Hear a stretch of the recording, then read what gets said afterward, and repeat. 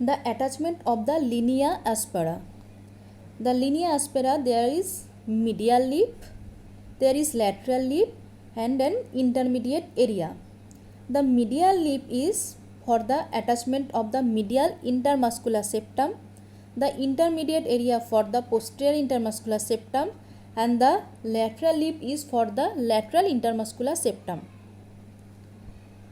The muscle attached in the linea aspera, medial to the medial lip is the vastus medialis and lateral to the lateral lip the vastus lateralis.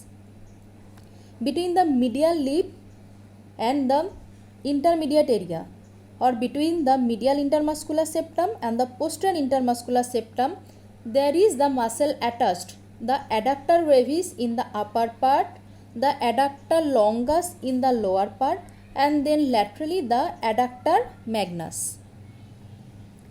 Between the posterior intermuscular septum and the lateral intermuscular septum, or between the intermediate area and the lateral lip, there is the muscle origin for the short head of the biceps femoris. It is extend up to the upper 2/3 of the lateral supracondylar line.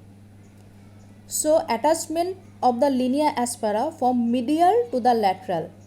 The medial to the linea aspera, the vastus medialis, then the medial intermuscular septum, then adductor brevis, the upper part, adductor longus to the lower part, adductor magnus to the lateral part, and then the lateral to the adductor magnus, the posterior intermuscular septum.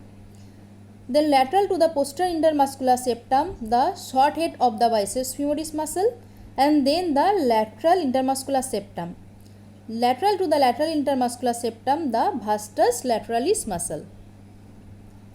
There are perforating artery in the linea aspera. If there is one perforating artery, then it is branch of second perforating artery. But if there is two perforating artery, then these two are branches of the first and third perforating artery. In the upper 1/3, the medial lip continuous as a spiral line and the lateral lip continuous as a gluteal tuberosity. So the muscle attachment in the upper posterior surface, the medially the vastus medialis, then the iliacus muscle, then the pectineus muscle, the adductor magnus and the gluteus maximus muscle. Come to the downward. The lower 1/3, this posterior surface is bounded medially by medial supracondylar line, laterally by lateral supracondylar line, and in between these two lines, this surface is called the popliteal surface. This surface forms the floor of the popliteal surface. Here the femoral artery or femoral vessels continuous as a popliteal vessels. In the popliteal surface, the inferomedial angle, this is for the origin of the medial head of the gastrocnemius muscle, and in the inferolateral angle or the lateral supracondylar line, this muscle is for the plantaris.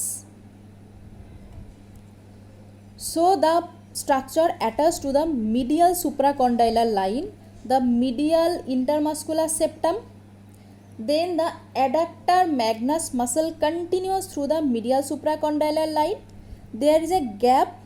Through this gap, the femoral vessel pass as a popliteal vessel, and the adductor magnus attached to the adductor tubercle, and the vastus medialis muscle is attached upper 2/3 of the medial supracondylar line. The lateral supracondylar line, this is for the attachment of the lateral intermuscular septum. The short head of the biceps femoris is upper 2/3 and the lower 1/3 is for the plantaris. One point, the neck shaft angle is 125 degree. The importance or significance of the neck shaft angle is the upper end of the femoral are widely separated. So this neck shape angle allow the free swing of the both femur on the both side of the pelvis. Rest part of the femur are discussed tomorrow.